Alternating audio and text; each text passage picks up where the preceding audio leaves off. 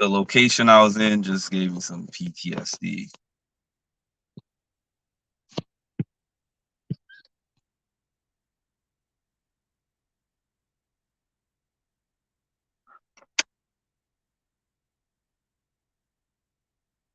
Man, hey, Mark, just hanging out, getting a little work done on my computer. I won't interrupt you, I promise. I don't have that much to say, so there won't be much to interrupt. I just wanted to hop on here at some point, though. Yeah, so at some point in time, I might have a better video. I might have some pictures, or I might have something written out.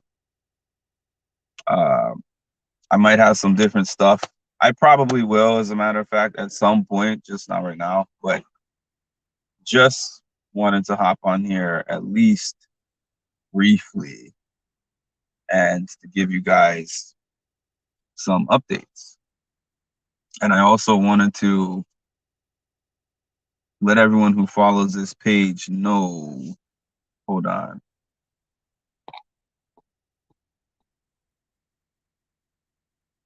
All right. I wanted to let everyone on this page know kind of the timeline of how things have been happening and how this page has correlated itself in some way to what's been going on.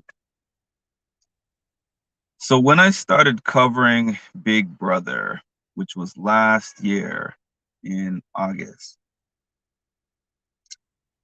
my dad was still home at that time. He had been home. He had at least, I want to say, about 3 strokes. And each time that he had his stroke, he went to the hospital. They did some rehab on him, and he was able to recover to some degree. He kept doing his physical therapy, his occupational therapy, and his speech therapy. And like I said, to some degree, he was able to regain his ability to stand and walk, to speak, and to move his hands and legs and everything. And I was very much a part of this process. I was very active in this process. As a matter of fact, I even at one point, he was working with my personal trainer who would come over and he would help him go through some different exercises for like hand grip. He would have him do some standing and sitting. He would have him work on the elliptical, which we have an elliptical in our house. Just he was willing to do at that point whatever it was going to take for himself to get better. But fast forwarding, like I was saying, I started covering Big Brother August. The day before the Big Brother finale, I was on this YouTube page doing a live. He was having a stroke. He had a stroke. The day before the Big Brother finale, he had a stroke. I went to go see him at the hospital. The way he looked at that time was like, this could be his last day. So my mom went with him to this next hospital that was an hour and change away from where we were. And she told me to go home. I got home. I got back on here. And a lot of people were like, I'm praying for your dad. Hope your dad's okay. And, my mind was there. But I also finished out covering that night of the last night in the Big Brother house. I covered the next day. My dad was still in the hospital at this time. He lived another November, December, January, February, March, April. So September 2022, they told us that he had a few days to live, a few days to maybe like a few weeks to live. So I took that months off of work in preparation. Like, he's going to go while I'm off work. So I went to that nursing home 5 to 6 days a week, every single week during that time period. And it was nice because I didn't have the pressure of, I have to do this after work, or I have to do this um, during work, during my break, or I have to do this before work. It was like I could just go whatever time of day that works best for me and spend as much time in there as I need or I want. So he didn't go during that time. I took the whole 3 months and he lived the whole 3 months. That took us to January 24th. Um, his condition, though, each day went down a little bit. Like every time I saw him, I could see that his condition was going down, but he was clearly fighting because he way outlasted what they said that he was going to live for. Way outlasted it. Pretty impressive, really, but it was also difficult and sad, like what I was telling you guys in that video that I made last week. And one person might look at that video and think that I feel bad. I might feel bad for making that video to say how difficult it was for me. I don't feel bad, and I'll tell you why. I love my dad. I wish he was still here with me.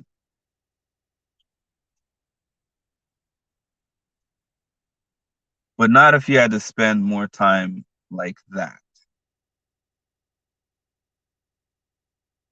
If he was still there and he was able to talk to me, if he was able to walk, if he was able to eat on his own, if he was able to smile, if he was able to laugh, if he was able to enjoy life in some kind of significant capacity, I would want him here for the rest of my life. But that's selfish. So for a number of months, I said my goodbyes every single time I saw him in there. And I was like, God, if you have some kind of miracle that is going to bring him back to health and bring him back to some kind of life that he can enjoy,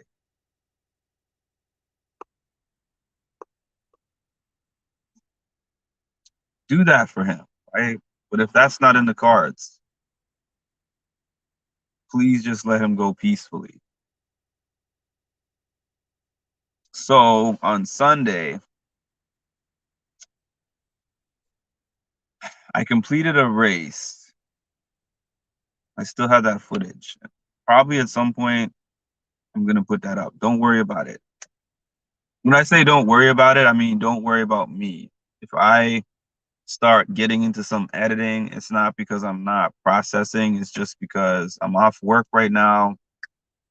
I took the bereavement time and I need something else to occupy my time at some points, because yesterday I picked out a casket and talked about cemeteries and um, funeral arrangements and all that stuff, and that was a lot. And in addition, I had a tooth pulled and my jaw actually hurts.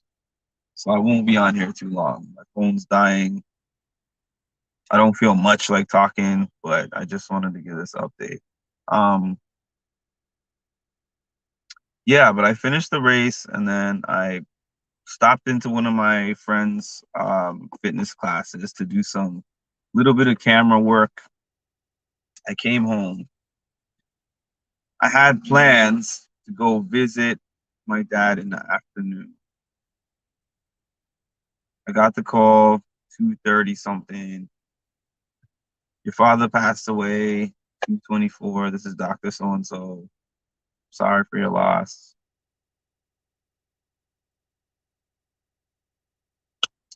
In that exact moment,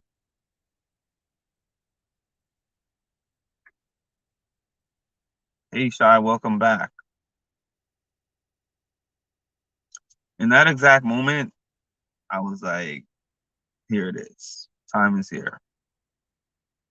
Because it's not like one of those sudden things, unexpected things. Like,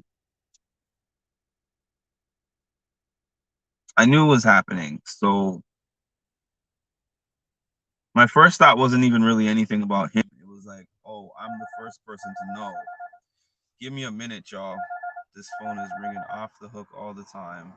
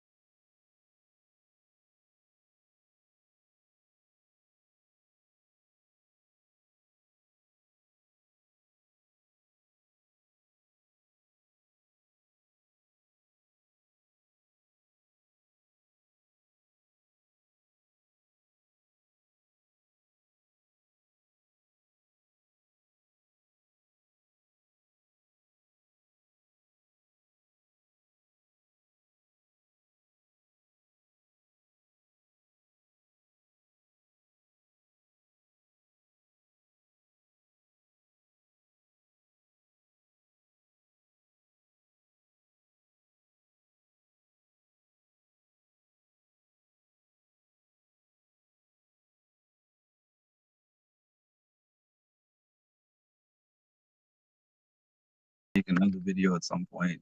I don't even remember where I left off, but let's just say he outlived the expectations. He fought really hard to still be here.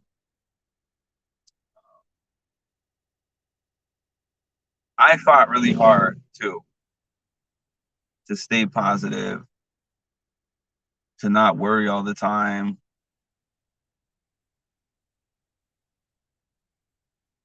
to remain focused on my goals, the things that I'm trying to do with my life, with my business, with my job. There's just a lot that's been going on in my life. Um, but now this chapter is closed. Now this chapter is closed. And it really kind of hit me, I don't know, this morning. Because, like, I get up, even though there's still much to do, I'm not thinking about nursing home visits and how's my dad doing? What's the newest thing that's happening with him? Is he sick? Did he get sick again? He had COVID at one point. He had pneumonia. He had all these bed sores. It was just many things going on. What was I gonna say?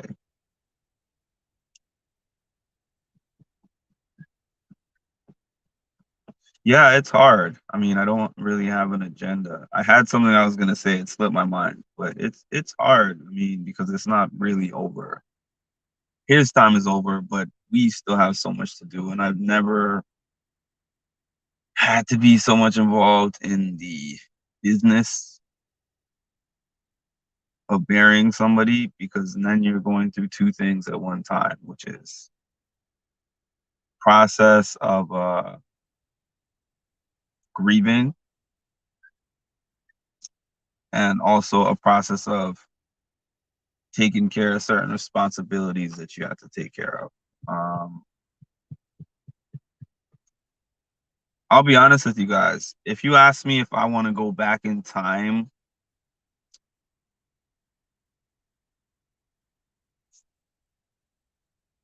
it's a strange feeling to suddenly wake up one day and have to change your whole routine and mindset. Absolutely.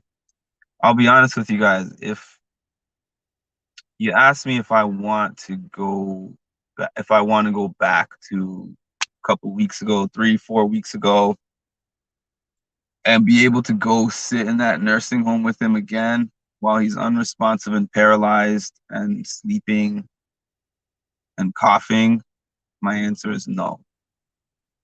That's just keeping it very honest. Because if I wanted to go back at all, I would want to go back to the time when he was on his feet,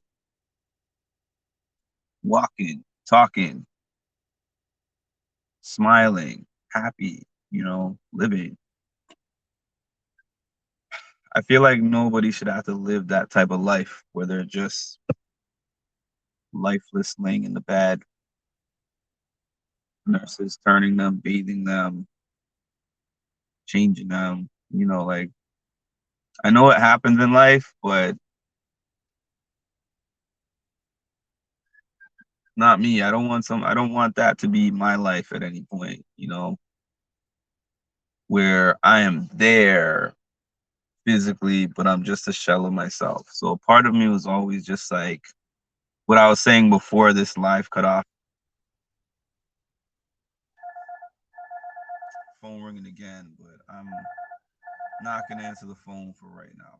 I should have put this on do not disturb actually, because this phone has been ringing off the chain for the last 2 days.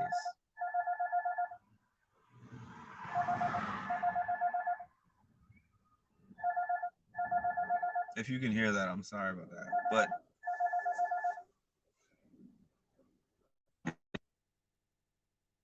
so basically, yeah, I wouldn't want to go back to those times, but I would want to go back to the times when he was actually able to enjoy his life and everything.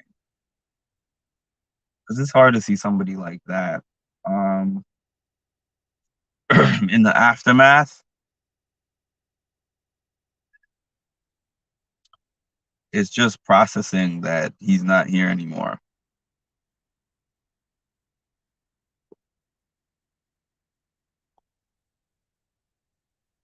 Yeah. It's just processing that he's not here anymore. Um,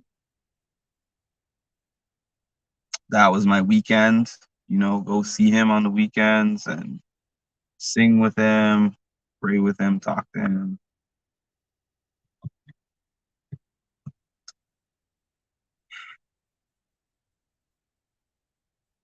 Like, I've gotten a lot of calls from a lot of people who have told me about their experiences with their parents and loved ones and whoever, close friends. I've appreciated that.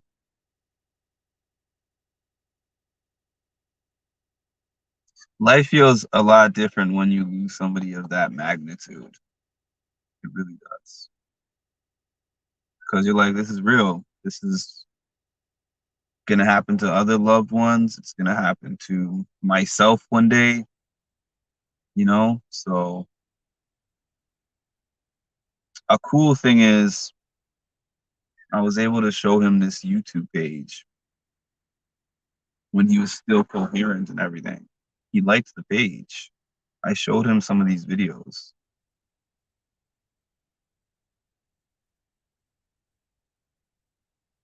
And at one point, before I even had the 2,000 subscribers,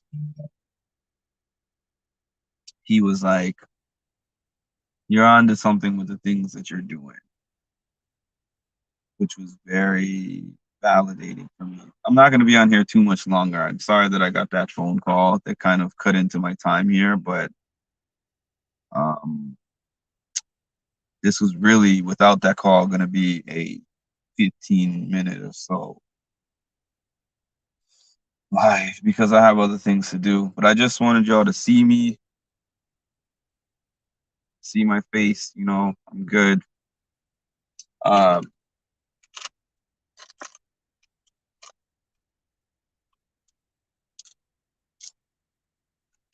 I'm ups and downs.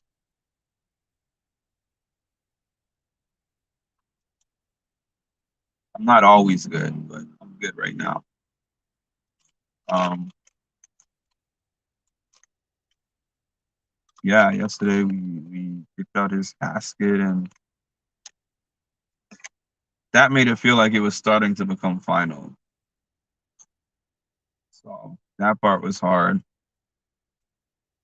but I had some time off work. I'm not going into work this week, so I got a little time, just processing everything, and that's that. So thank y'all for tuning in. You know, drop a comment, let me know you're here. I would appreciate it. And I'll talk to you guys on the flip side.